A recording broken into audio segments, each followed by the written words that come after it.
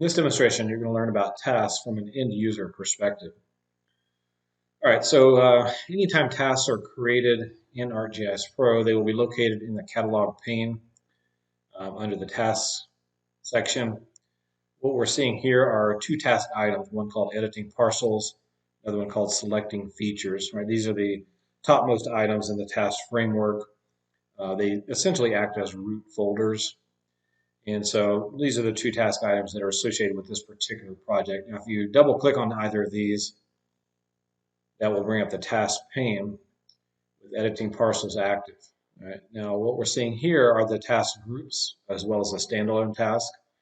So the two task groups are editing parcel geometry and editing parcel attributes. Those are task groups. They basically act as subfolders for the task items.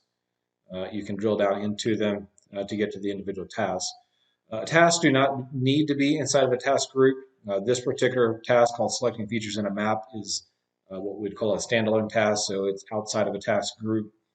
But at other times, you may have more than one task as part of a task group. So for editing parcel geometry, I have two tasks, selecting features in the map and splitting a parcel into two parts. All right, so these, so again, the components, editing parcels, that's your task item. Editing parcel geometry is your task group, and then selecting features in a map, splitting a parcel into two parts, those are the actual tasks. So to run one of these tasks, and a task, again, is just a series of pre-configured steps with the goal being to complete some type of geoprocessing task. Sometimes they're automated, or some steps in the task are automated, at other times they're completely manual, and then at other times they are semi-automated. So what we're going to do is we're going to look at the split a parcel into two parts task. I'll double click on this to initiate the process. This particular task is a fairly simple task that can be used by an end user to split a parcel into two parts. So I'll double click to initiate. That takes me into the actual task itself. And so the first thing I see for step one is to select a parcel to be split. Now, anytime you're viewing a task, you're going to have a set of instructions that are provided to you that tell you how to complete that task. In this case, it's using the Select Rectangle tool in the Edit tab, select the parcel that you wish to split. So basically, it's telling you what to do to complete this step. So I'll need to select the Edit tab according to this. Select Rectangle tool. It's already been selected. And then I can simply select the parcel that I want to split. So I'll zoom in a little bit here. And we'll just select a parcel. It doesn't really matter which one. We'll just select this one. And now there's a second set of instructions at the bottom, right, for this first step. It says once you've selected the desired parcel, click Next Step. So I've selected the desired parcel. I'll click Next Step. Now I'm on to step two, which says Split a Parcel. Now what you'll notice in this case is that the Split tool, right, this is an editing tool, the Split tool has been embedded inside the task for this particular step. So you can see the tool itself. You can split interactively or by feature. In this case, we're just going to use the split tool to do so interactively. So I'll draw a line where I want to split the parcel. Now it's been split. You see the two individual components. It says click the next step button to proceed. Now I get to step three. It says save edits. Click the run button to save your edits. If the split did not turn out as desired, click undo before running or skip. So I'm happy with this one. All right, we'll go ahead and click the run button. That will save my edits.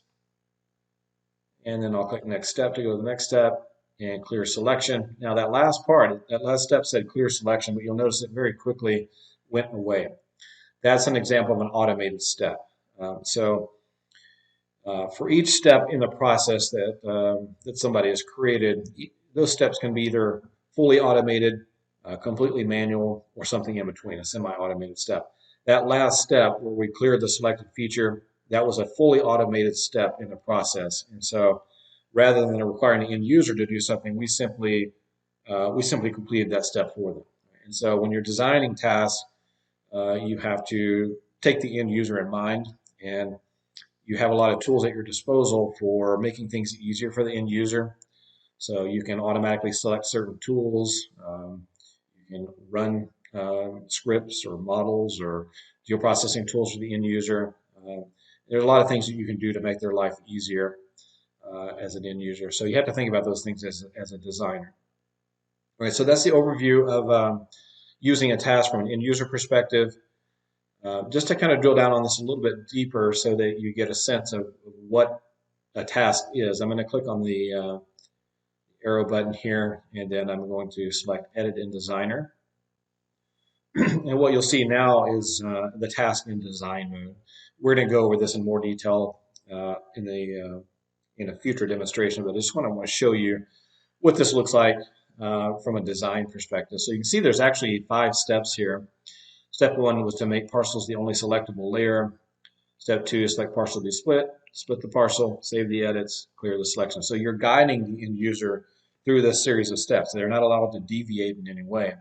And so it allows you to add some rigor into your geoprocessing tasks and ensure that those tasks are being done the same way every single time, right? A lot of times we're doing these tasks, right? These ongoing geoprocessing tasks that we have. A lot of times we're doing them, but we don't have that rigor, right? We are doing them from memory or perhaps from some sort of documentation that we have created. But this task framework allows us to really add in some rigor and some standardization to your geoprocessing tasks. All right, we're going to pick back up with this demonstration and do a second demonstration from a design perspective. That's kind of all I wanted to show you for now. So appreciate you being here, and we'll talk to you next time.